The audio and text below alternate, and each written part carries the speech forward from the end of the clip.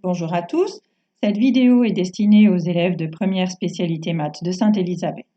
Il s'agit du cours de mathématiques sur les variables aléatoires réelles et en particulier de l'objectif 2 concernant l'espérance et l'écart type d'une variable aléatoire.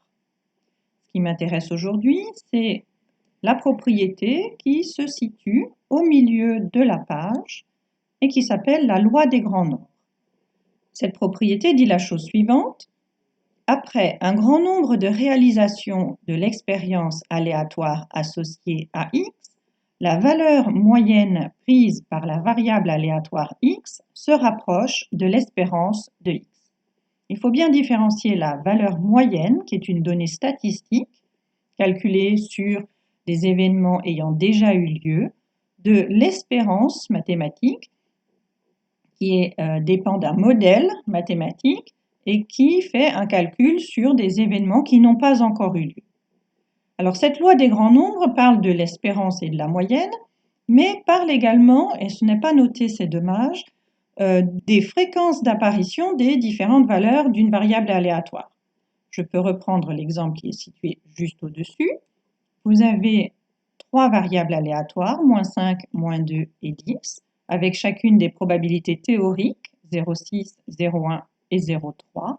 Eh bien, le théorème de la loi des grands nombres dit que si le joueur, puisqu'il s'agit d'un jeu, le joueur joue un très grand nombre de fois à ce jeu, eh bien, il verra apparaître la valeur -5 avec une fréquence proche de 0,6. Il verra apparaître la valeur -2 avec une fréquence proche de 0,1. Et il verra apparaître la valeur 10 avec une fréquence proche de 0,3. Les fréquences se rapprochent des probabilités théoriques.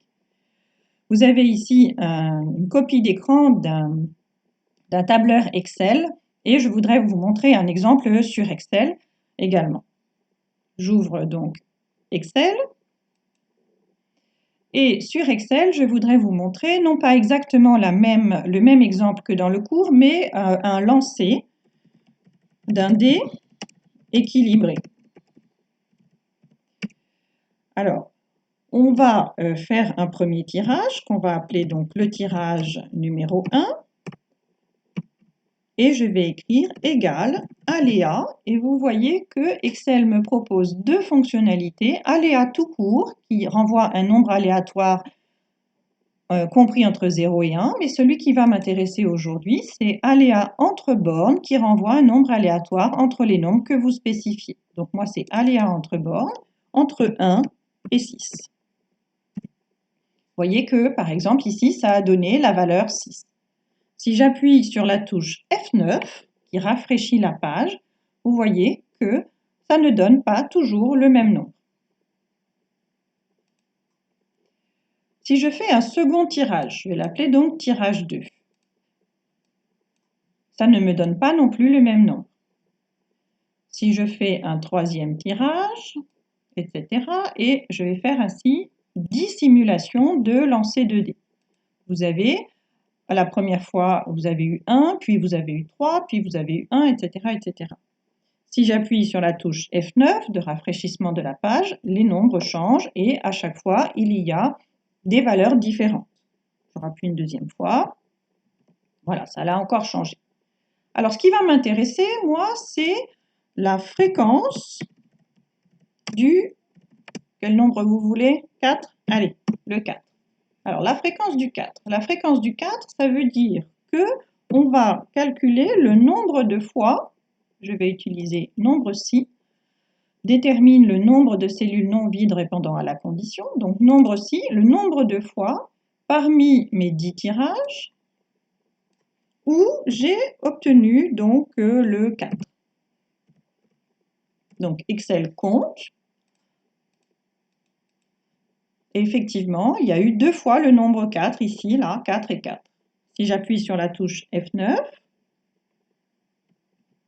il y a encore eu 2 fois, mais là, par exemple, il y a eu 3 fois. Donc, Excel peut me compter combien de fois le 4 est apparu. Alors, ce qui m'intéresse, ce n'est pas tellement le nombre, mais la fréquence. Donc, pour avoir la fréquence, il faut que je divise par le nombre de tirages. Donc ici, j'ai mis 10 tirages, donc je vais mettre 10. Alors, je peux appuyer sur F9 un certain nombre de fois. Vous voyez qu'à chaque fois, ça change. Alors, 10 tirages, ce n'est pas beaucoup. Le théorème de la loi des grands nombres dit qu'il faut jouer un grand nombre de fois. Alors, je vais mettre 100 tirages. On descend.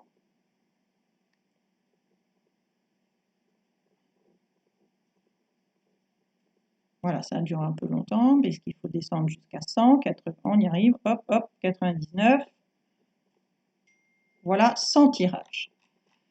Je vais donc remonter en haut de mon fichier et modifier ma formule, puisque maintenant je n'ai plus 10 tirages, mais j'en ai 100. Et il faut compter non pas jusqu'au tirage numéro 10, mais jusqu'au tirage numéro 100. Donc pareil, je descends jusqu'en bas de mon tableau. Voilà, je valide avec Entrée et je regarde ce que ça donne. Et vous voyez que vous avez 0,17. Alors, juste pour le calcul, si je vous tape un sixième, qui est ce qu'on attend, le modèle théorique, eh bien justement, c'est très proche. Vous voyez qu'avec 100 tirages, on a déjà un résultat très proche. Alors, on peut recommencer ces 100 tirages plusieurs fois. Si je les sélectionne et que je les, hop, recopie comme ça. Donc, je vais insérer une ligne ici pour dire que ça, c'est l'échantillon numéro 1. Et puis, ici à côté, j'ai l'échantillon 2, 3, 4, 5, comme ça. Voilà, par exemple, là, j'ai 13 échantillons. 13 échantillons. Eh bien, si vous regardez, à chaque fois, les probabilités, les fréquences, 0,13, 0,17, sont relativement proches. Alors ça s'écarte de temps en temps, bien sûr, puisqu'il y a du hasard qui intervient, mais ça reste relativement proche de la valeur théorique. Eh bien, c'est ça que dit la loi des grands nombres.